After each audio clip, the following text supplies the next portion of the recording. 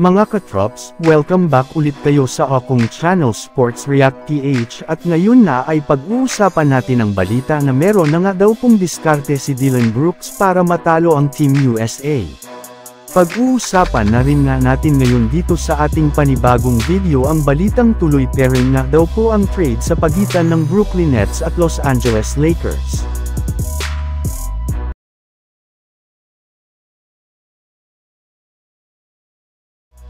Katulad nga mga katrops, nang napag-usapan natin, dadaan muna nga ang Team Canada sa butas karayom bago sila magkaroon ng rematch ng Team USA sa Olympics.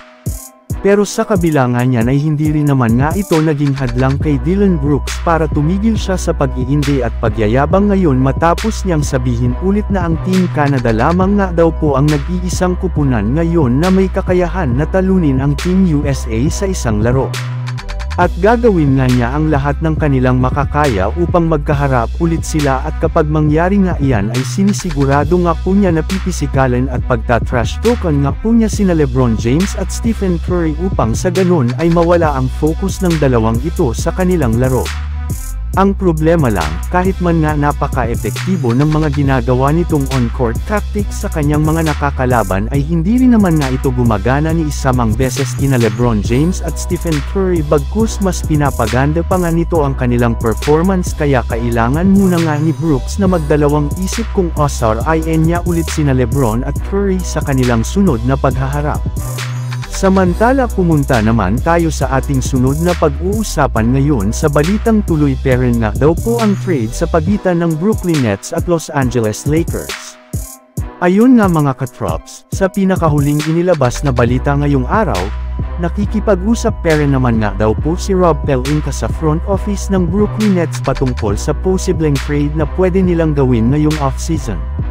Sa katunayan, willing na rin naman nga daw po ang Brooklyn Nets na naibigay sa Los Angeles Lakers ang kanilang player na si Cameron Johnson basta't makuha lamang nila bilang kapalit sina Gabe Vincent, Jalen Hood-Schifino at ang isang future first-round pick.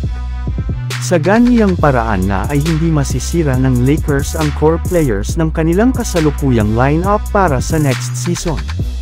Yes, tama nga po ang inyong narinig, since nga po nasa kalagitnaan ngayon ng Brooklyn Nets ng pag-rebuild ng kanilang lineup ay mas gusto nga po nila na makakuha ngayon ng mga batang manlalaro at future draft picks mula sa Los Angeles Lakers kaya hindi na nakapagtataka kung ganyan ang hinihinging kapalit nila kay Cam Johnson ngayong off-season. So yun lang nga mga katrops ang handog ko sa inyong storya ngayong araw. Sana nag-enjoy kayo. Please like and subscribe my YouTube channel Sports React PH para sa iba pang storya at update patungkol sa NBA. Kita-kits muli sa ating susunod na video.